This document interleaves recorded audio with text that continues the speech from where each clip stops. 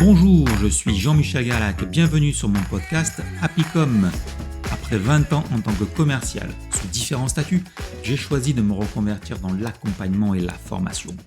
J'aide les entrepreneurs dans leur prise de parole et le renforcement de leur mindset.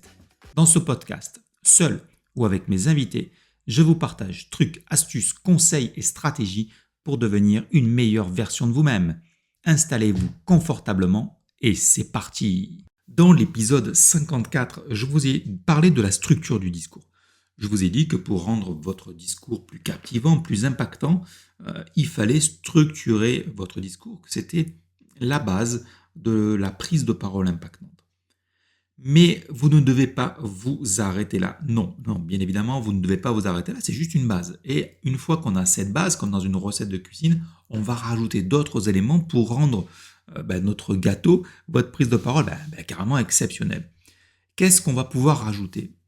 Bien de l'émotion. Oui, vous êtes des humains. Vous êtes des humains.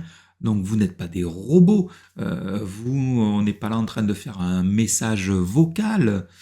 On n'est pas face à une intelligence artificielle où, vous savez, ça me fait aussi penser aux messages quand il n'y a pas d'émotion à l'intérieur, aux musiques d'ascenseur. Vous voyez, ces petites musiques d'ascenseur, on a plutôt tendance à s'endormir quand on les écoute, même parce qu'il y a souvent pas d'émotion dans ce genre de musique, ou aussi qu'on entend parfois dans certains supermarchés. Et après, c'est fait pour, pas d'émotion, c'est un peu voulu. Ce qui va être important dans votre prise de parole, c'est tout l'inverse. Votre interlocuteur, il va devoir ressentir vos émotions. Le fait de mettre de l'émotion dans votre discours, vous allez éviter que votre discours ne soit terne, soit ennuyeux comme une musique d'ascenseur. Voilà, donc pensez-y, quand vous allez préparer votre prise de parole, puisque je vous l'ai dit et répété, vous devez préparer vos prises de parole. Vous allez devoir inclure de l'émotion. Alors, c'est bien beau, on parle d'émotion, mais quelles émotions ? Il y a des émotions de base. Les émotions positives. Qu'est-ce que c'est que les émotions positives de base ? La joie, l'amour, la surprise. Et inversement, l'opposé des émotions plutôt négatives, la peur, la tristesse, la colère, le dégoût. Ces émotions ne sont que la base. Vous allez devoir enrichir votre vocabulaire émotionnel pour rendre votre discours plus impactant, où on va ressentir vraiment les émotions. Vous n'allez pas parler simplement de la peur, par exemple. Vous allez dire, vous pouvez utiliser comme insatisfait, terrifié, anxieux, confus, choqué.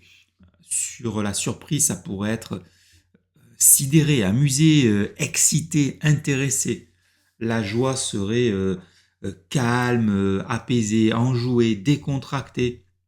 La surprise, ça pourrait être quoi ? Lassé, blessé, désespéré, chagriné.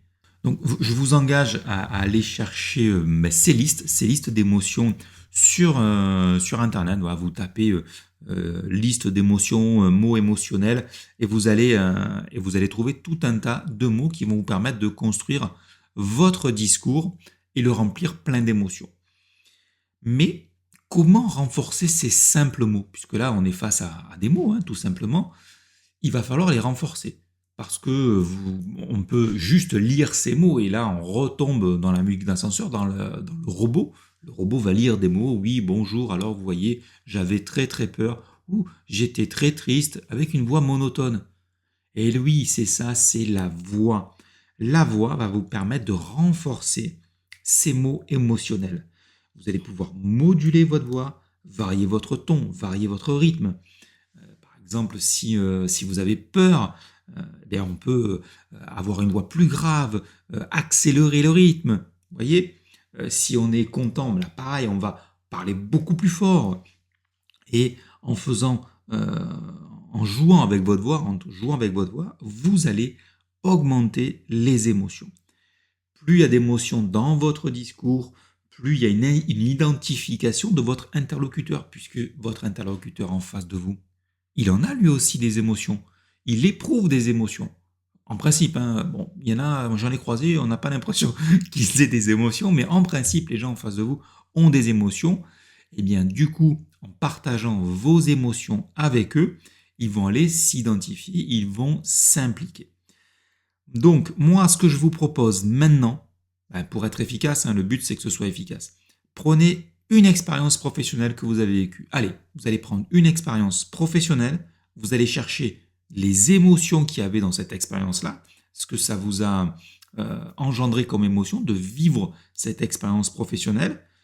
Vous allez préparer un pitch, dire comment je vais expliquer cette expérience à mon entourage avec plein d'émotions à l'intérieur.